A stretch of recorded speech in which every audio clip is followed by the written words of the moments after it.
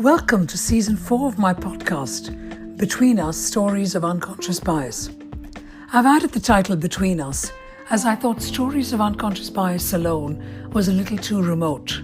My hope was that the podcast would feature honest and personal stories that raise awareness and educate.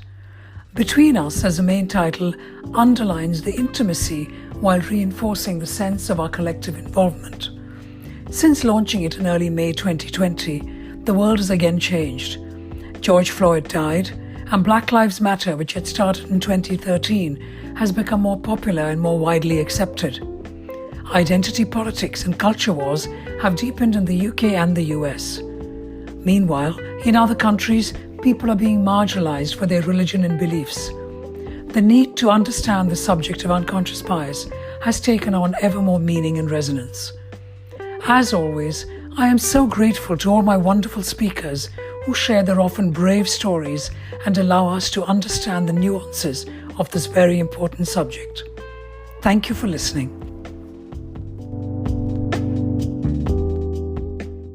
I'd like to introduce Habib Akande. Habib Akande is a sex educator, author and historian. His work explores an ancient African sexual practice for women's satisfaction, which he believes can close the gender pleasure gap. His work also covers race relations and sexual intimacy in Brazilian Muslim cultures. Habib is the author of the Amazon best-selling book Kunyaza, The Secret to Female Pleasure, which was featured in the Orgasm Gap documentary by the BBC. Habib aims to present a positive representation of African cultures and sexually empower women with culturally competent sex education. So already, before Habib has even said a word, all of you listeners are thinking, hang on a minute, there are so many conscious and unconscious biases in this introduction. And you may be thinking, Habib is going to be dismantling so many different assumptions that many of us may have, either about sexual practice, or about Brazilian cultures, or Muslim cultures, or perhaps just about women's satisfaction. I don't know. But I'm very much looking forward to hearing what he has to say. So Habib Akande, thank you so very much for joining me to share your stories, Between Us, Stories of Unconscious Bias. Thank you very much for inviting me, Smita. I'm very looking forward to this conversation. So Habib, I'd just like to know, we said we're going to talk about unconscious bias. What do you understand by that? Where do I begin and where do I end? When I think of unconscious bias, a number of things come to my mind, whether it's implicit bias, stereotypes, preferences, social stereotypes, all sorts of things. But I think it's something which is implicit in what obviously the term is unconscious, is something that you don't really think about. So it's something that, again, we've all been shaped by our culture, our environment, what have you, and that's created some prejudices that we all have. And some of them are fair and some of them you could argue are unfair. And I think that ultimately is maybe what I think about when I think about unconscious bias. It's something that's in my subconscious or that's implicit in my way of looking at people or behaviours, and it's something that I'm not really consciously aware of.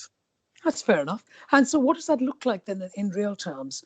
Because obviously with the kind of work that you're doing, Yes. You're based in London, if I'm not mistaken, but you work right now you can't go anywhere because of COVID-19, but when given the opportunity, you work in Brazil, you work in various African countries and so on. So I would love to hear some stories from you about your experiences and understanding of unconscious bias. Sure. I'll be more than happy to share some stories. I mean, with understanding my own unconscious biases, as well as trying to understand other people's and trying to unravel that with some of the work that I'm doing, it's always an interesting challenge, because as much as, like, for example, my work in studying race or studying sex and sexuality in different cultures and continents, sometimes I get to the stage where I think that I'm not that I don't have any biases, but I'm aware of my biases, and then I'm met with certain stories or people that makes me question and challenge my own biases that I hold. I'll give you an example of that is my recent travel to Brazil. I've been to Brazil about 6 or 7 times in the past, like 5 to 6 years. And it's something which, going to Brazil, I found the people very friendly. I've never really felt in danger of my life or anything like that. And when I've been giving presentations in the UK, and I gave one in the United States, I think about 2017, 18. And a number of people asked me, particularly women, about what is it like for the experiences as a woman in Brazil. And I said that, from my impression, especially in Salvador, which is in northeastern Brazil, the people are generally friendly. As long as you don't go out wearing, jewelry or things like that, I don't think your life is in danger. But that was, again, my experiences. And then I was challenged by a number of women in the audience, and they said, that's because you're a man. And maybe the male in me was like, no, that's just because Brazilians are friendly people. And then I listened to what the woman had to say, and she explained that she's been a number of times and she doesn't feel safe in certain parts or certain areas. And one of the reasons maybe why our experiences probably differed was because obviously me being a man, I'm not maybe seen as much as a threat as maybe a woman would be. And also the sexual harassment that she said she was and a number of friends were subjected to. And then when I went back to Brazil after that encounter, and then I was actually actively listening and watching the experiences of women, tourists, and even Brazilian women, then I got a total different perception and total different reality. So that's like an example of an unconscious bias, that my experience was one where I didn't feel threatened. I felt the country was really safe and I can go out in all different times of the night.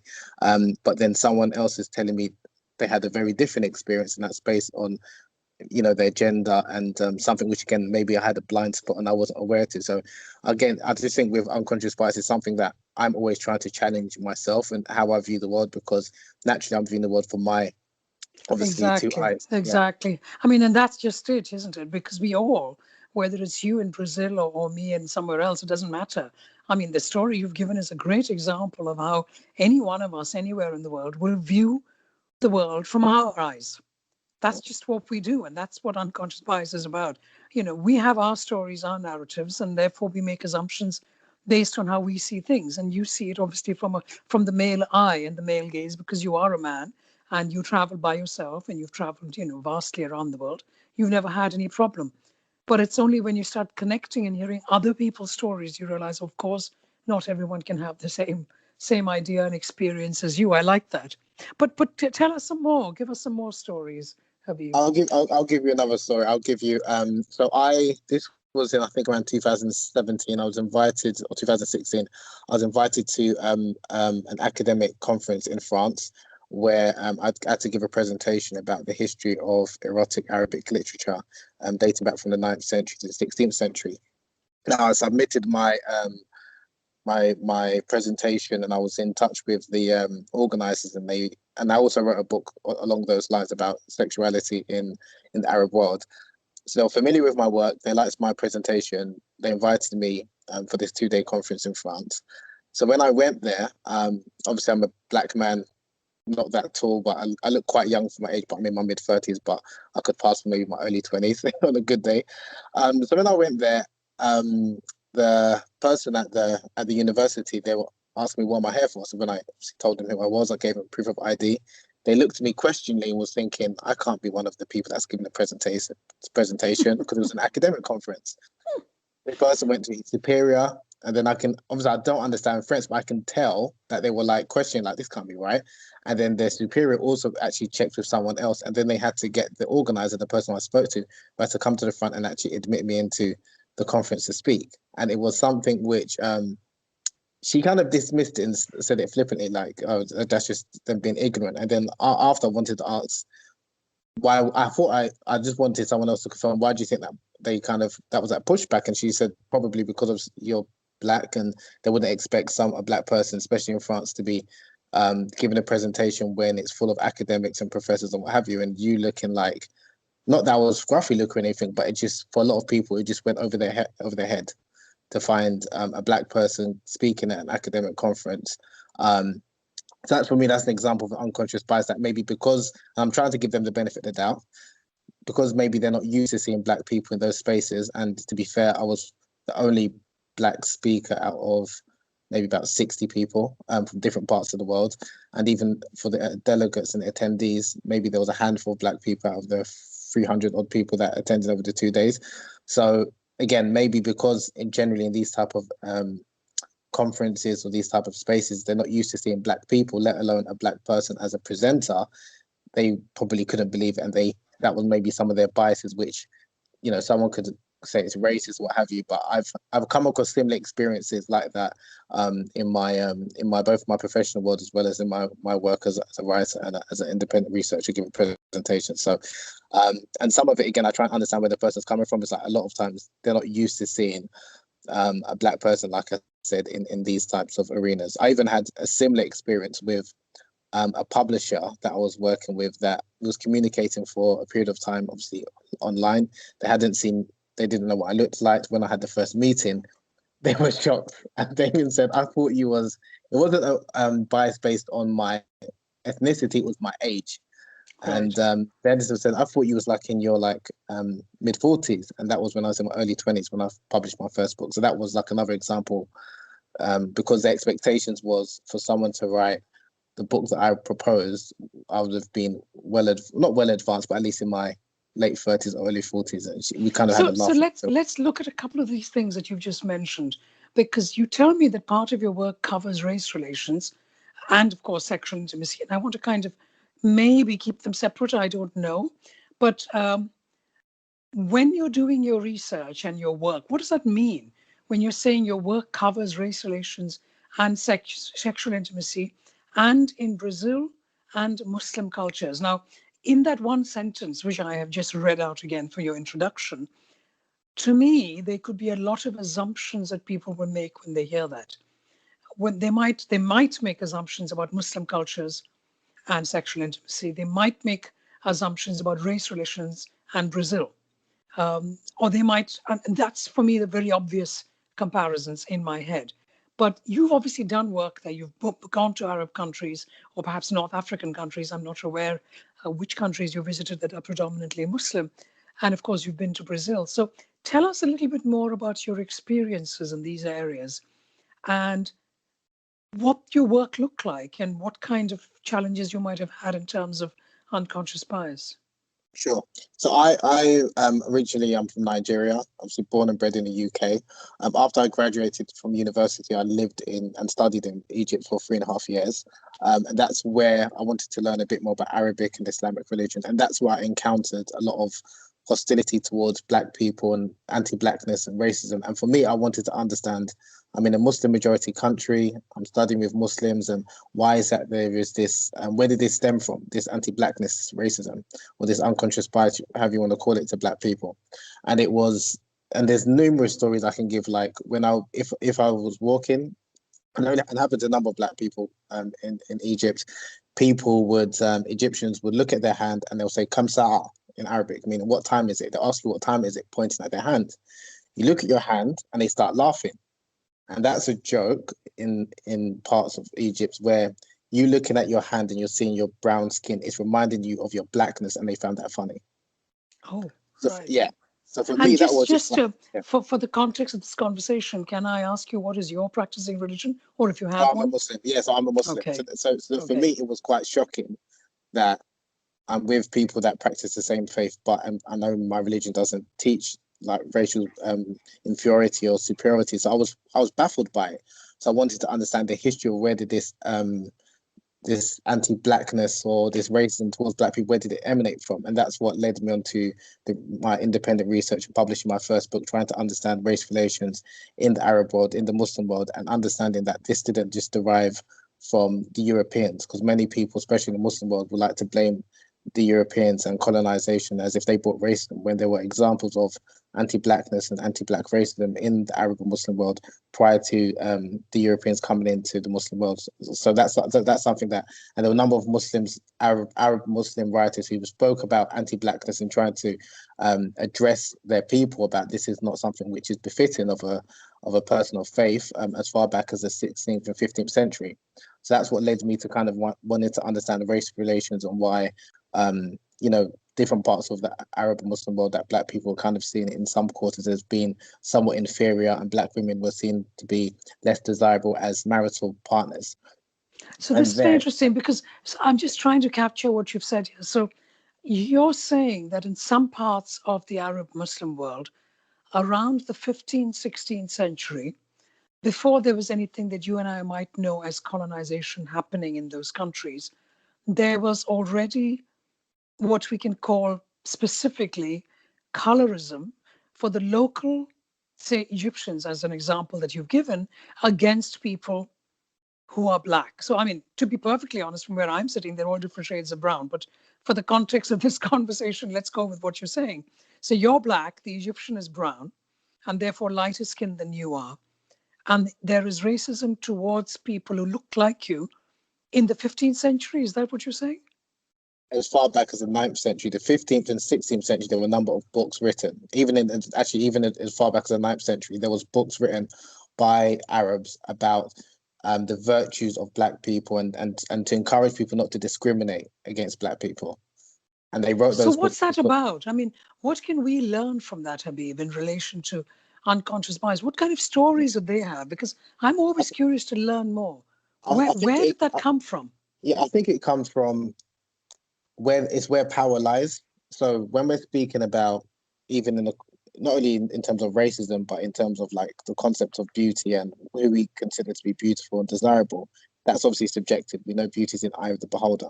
Now, if the people in power are predominantly Arabs, and this is maybe their beauty ideal, and maybe their beauty ideal for a lot of the early Arabs was maybe like a Persian woman who's very pale in complexion, dark black hair, dark long black hair, and black irises. Anything that was maybe opposite to that was maybe considered to be less desirable. Now, if you're taking that standard of beauty, then obviously you're looking at it from the perspective of someone who doesn't fit that standard of beauty. Then obviously they might view you as to be less desirable, inferior.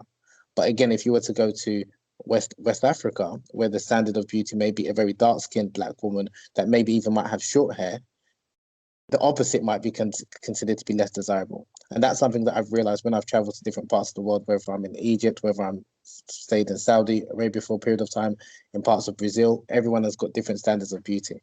Everyone's got different understandings and concepts in terms of what they consider to be superior or preferable or favorable. Now, if the people that are in power are the ones that also are documenting things and writing books, then that's going to be reflected, or like in the modern world, controlling the media, that standard of beauty, even though it's from one part of the world, is going to be reflected as if this is the mainstream dominant standard of beauty. Makes absolute sense, yeah. And that's basically what it is. So it's where the power lies. And I mean, And we that spoke about, continues today anywhere in the world. yes, Where the power lies. yes, and that's something that I've, even in my studies looking at sex and sexuality and intimacy. I'll give you another quick story. Please.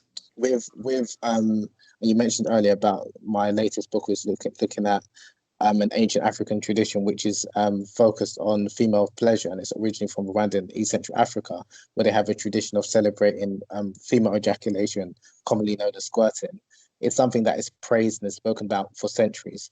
But in the Western world, it's not really taken seriously because, and I'm talking about Western academics and Western sex researchers, it's this idea that because Africans are seen as inferior and they haven't contributed intellectually to anything that they regard as intellectually worthy in sexual studies, the experiences and the testimonies of African women and Black people speaking about this practice is often dismissed.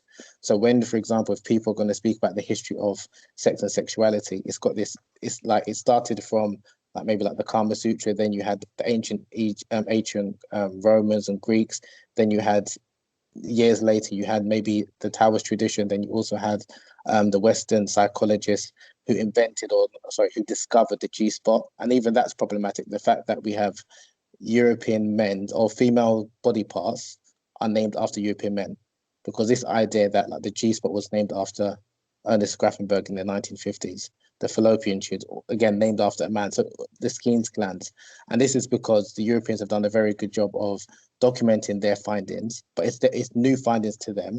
They'll document it and then it's disseminated across the world as if this is the standard for everyone to adopt. And anyone that might have quote unquote discovered this prior to the Europeans are dismissed. So when I've written proposals for some sex journals about my research about like the Kunyaza tradition and Eastern Africa and their practices and their understanding about sex and sexuality, many a times they don't want to hear it unless I'm speaking about female genital mutilation. I've had that. Pause there a minute, because I would, first and foremost, what you just said is so right, because when most people are thinking of Africa and sexuality in any way, they think about female genital mutilation. Yeah. But let's put that aside for the moment. Could you explain, because you said it very, very briefly, could you explain again to us, the listeners, What is Kunyaza? Sure. So Kunyaza is a non-penetrative sexual practice which involves, excuse me, a heterosexual sexual practice which involves the man using his penis to stimulate the clitoral gland and labia minora in a tapping or rubbing motion, where he doesn't insert his penis into the vagina, but he basically uses his penis to stimulate the clitoral glands and labia minora. And it's said that it can help facilitate female ejaculation and or orgasm.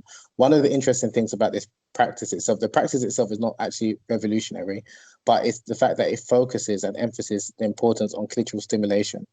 And there's many studies recently that's come out in the West that most women experience an orgasm via, or the most effective route to experience an orgasm is via clitoral stimulation and not by intercourse, that most women do not regularly orgasm via intercourse. And this is something which the West has kind of proclaimed as this is like groundbreaking that they've discovered, when you have many practices and traditions that wasn't focused on clitoral and focus on penetrative intercourse. And the Kunyaza tradition is one example where men And this are was taught. when? Which year are we talking about that the Hundreds of Kunyaza's years ago. tradition Yeah. was prevalent? It's been practiced for hundreds of years. Hundreds It's as in oral, yeah, hundreds of years. It's an oral tradition that's been practiced and it's been taught um mother, women will teach young girls and young women before they get married, and they're known as sengers, or like sex educators. And also you've got the men in the community who also will teach boys and men about the female anatomy prior to marriage. So this was considered to be a sacred practice. Then there's an ancient Kunyaza legend or story.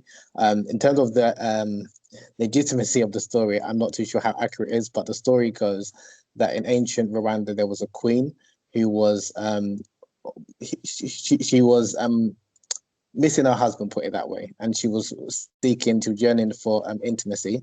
She summoned one of her guards to make love to her. The guard initially refused, and he was worried because of the consequences if the king were to come.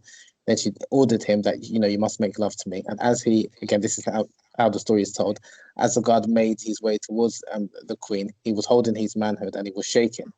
And as he was shaking and trembling, his penis was knocking and hitting against her labia minora and clitoral gland, which is known as the magic bean. And from there, it was told that a gush of fluid emanated from her loins. And from there, that's how the Kunyaza tradition was formed. And then when the king came back, the queen then told the king, "This is how I want you to stimulate me, and this is how I want us to make love." And then that's how that tradition has been taught from generation to generation. Now, the actual story itself, and it was said that her gush was so fluid and copious that it formed Lake Kivu. Now, that's probably a myth, but it's a nice story to tell. yeah. But one of the things that's refreshing about it is that it's a story that focuses and emphasis on, and how Kunyaza is taught, is that the man is there to try and make sure that his female partner feels pleasured and is pleasured. And it's focused, and That it's was the not point I penetrative. was also going to make. Yeah. Because number one, that many hundreds of years ago, we were celebrating how a woman does get sexual pleasure in Africa. And number two, which I find in some ways even more important or equally important, the fact that men were told, this is not just about, obviously being of Indian origin, I know of the Kama Sutra, where it was very much a book written for men to know how to pleasure women. But you're saying this has been happening in Africa as well. So why is it that we don't know about these things? Is this where colonization comes in? What's the story behind Yeah, this? colonization does come into it. So when Rwanda was colonized by a number of the Europeans and they came across the Kunyaza tradition, they were told that this is a barbaric practice. It's not something that is something which is in line with the Christian faith. And that's why even now to today, Kunyaza is not as widely practiced as it was previously. So it's only practiced in rural areas, but it's still maintained through oral traditions. And I wanted to kind of preserve, when I heard about this fascinating practice and the culture behind it, that is pleasure positive and it's mainly focused on female satisfaction. I wanted to document this practice and hopefully it can hopefully lead to more studies, not only about the Kunyaza practice but African traditions and female ejaculation, because it's something that in the Western world, unfortunately, there's a lot of stigma around women's women's body parts, women's sexuality, whereas you don't really get that with men. It's like if a man were to say these are experiences, it's accepted. Whereas many times when women are speaking about their experiences, it's always questioned. And if you were to like type in terms of sexual studies, about female ejaculation, squirting, whatever you want to call it, it's always a question of, does it exist? Is it real? Is it fake? And despite that, there are hundreds of women, if not thousands, giving their own testimonies that this is an experience that a legitimate experience, but for whatever reason, many times it's dismissed because, again, this idea that women aren't capable to speak about their own experiences, and they're believed without it being validated by either a man or by quote unquote science, which is science is subjective, you know. So how has this worked for you, Habib? Because you are traveling to these countries and you are researching, but here is this man arriving there to question and get stories. Is that how you've been doing the research? And No, how has that that's worked in terms of yeah. unconscious bias? Yeah, that's a very good question. So even when I've been undertaking my research, and I'm originally, like I mentioned earlier, from Nigeria, which is in West Yeah. Africa. So the Kunyaza, I mean, the Rwanda is the culture is very different. And even when I was speaking to a number of both Rwandan women and men and Ugandan and Kenya, because also practice in those neighboring countries, there was a little bit of hesitance and reluctance from some people to speak to me about this practice, because some people view that I'm from the white man's, word for word, this is what people said, you're from the white man's land. I hope you don't misinterpret us or speak ill of our tradition. I said, no, I just really want to hear about the practices and I want to document it because I haven't come across a book in English about the practice. And I think it's very fascinating, not just the practice, but the culture surrounding it. So there was pushback, like I said, from some people because I'm from the UK. And there's some people that because they saw me as like their African brother, they felt comfortable to, I think, what was it called again? Is it affinity bias? Maybe like on a form of affinity bias where they felt because they could relate to me because it was from the motherland, so to speak, that they were able to share their secrets. So I had two examples, and some women that naturally didn't feel comfortable speaking about this intimate topic and sensitive topic with a man, which I do appreciate and respect it. So I did experience both unconscious bias and also maybe you could say affinity bias, where people felt comfortable to What open about up to me. language, though? Were they speaking in English? Do you speak any African languages? How did that work? Yeah, Or did you that's have an interpreter? no, I didn't. Fortunately, I mean, there are a number of. There was a documentary that came out in 2016, which spoke about the Kunyaza practice, and I spoke to the director. He's French, Belgian, but he speaks English, and he put me in contact with a number of English speaking Rwandan people. So there's a That was Rwandan helpful. sexologist. Yeah, so that helped. So that helped. All right. So, I mean, this is utterly fascinating, Habib, and you've obviously had some fascinating, unusual, and very interesting experiences. Um, just a quick question before we move on from the Kunyaza story. What religion are they? The Rwandans who practice Kunyaza? Or do they have a religion? Because it's so many hundreds of years ago, perhaps there wasn't even a formal religion. I don't know. Yeah, the majority of people in Rwanda are Christians, but you also have some Muslims as well who practice the Rwandan practice. So, and what's interesting about the practice and people that adhere to it, they see it as a cultural practice rather than, so irrespective of whether you're Christian or Muslim or what have you, they look at it as a cultural practice. But there are some people, because of their religious views, like there are a couple of Christians I spoke to who felt that the practice isn't befitting of Christian women or Christian man. So again, maybe because of their religious values and beliefs, it informed why they view the practice as positive or negative. But it's generally kind of seen to be a cultural practice, irrespective of the religion of the people in Rwanda. So when you started out, doing the research and exploring these ideas of female sexual pleasure and possibly religion, did you go in with any kind of assumptions, unconscious biases that in such and such place it'll be like this or the other way around? I'm just curious to know whether you had any surprises while you were researching. Because from my first like looking into like sex and sexuality was looking at from the Arab world in Muslim majority countries. And I know that there's a lot of, it's a taboo topic and not many people are comfortable to speak about it and understand it. I know there's going to be a lot of, I try to go into it with an open mind and just try and understand it, because not everything I necessarily agree with because I've got my own biases myself, but I just try and understand, number one, why people behave the way they do or why they view certain practices to be appropriate or inappropriate, and then try to understand where they're coming from. Not going there with a judgment-based view. It's more a case of me trying to understand. So I try and put my although it's impossible because I've got biases, but I try and put my biases aside somewhat. But it's more a case of, if anything, the biases that I go in with is I'm looking for pleasure positive and female pleasure positive practices, because there's enough practices that speak about the importance of women satisfying their male partners, why men are superior and all the rest of this. So for me, I wanted to find where I come across any practices or cultures which is more, you could say, positive or female affirming.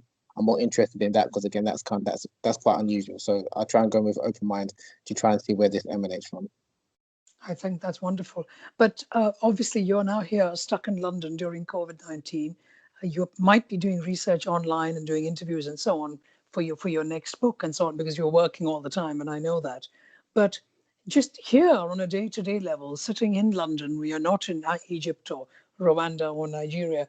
How do you manage your unconscious biases? Not necessarily in relation to perhaps the research you're doing, because obviously you'll work much harder there, but just generally, do you have any specific tools that you follow to manage yourself? Yes, I do. I do actually have a day job.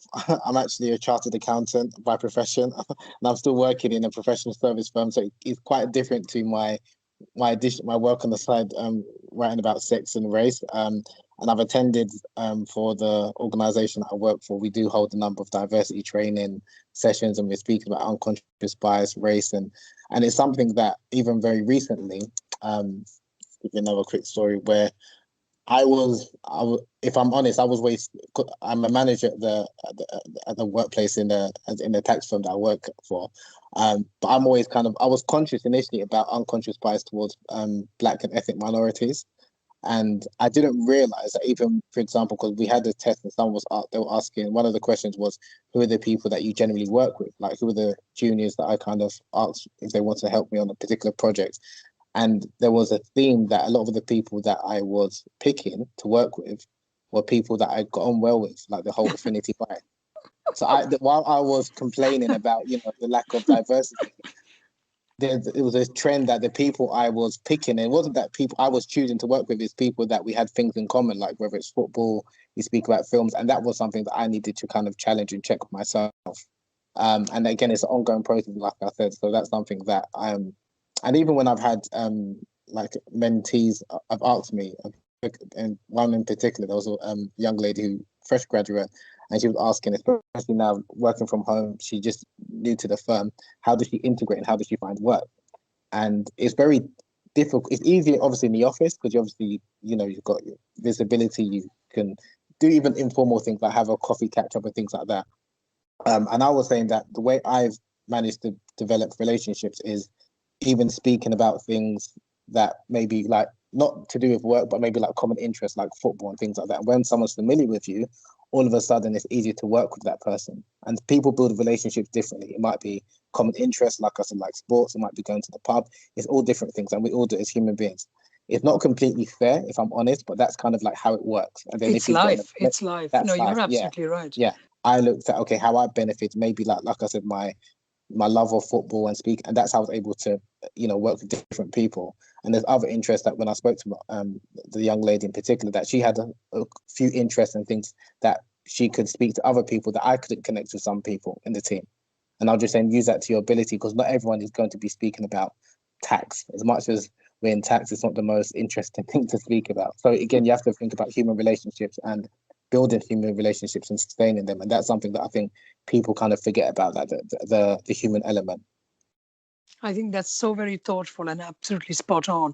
And the point is that we all need to acknowledge that we will have them. You will have affinity bias. You will connect with people like you, whether it's a football team or whether it's your ethnicity or whether it's something else. There will be, and that will always be there. But it's about being aware of it and trying to be as inclusive and understanding that it's just about us as a humanity in itself. So I appreciate that a lot. Habib Akande, thank you so very much for sharing your stories of unconscious bias. Thank you for having me.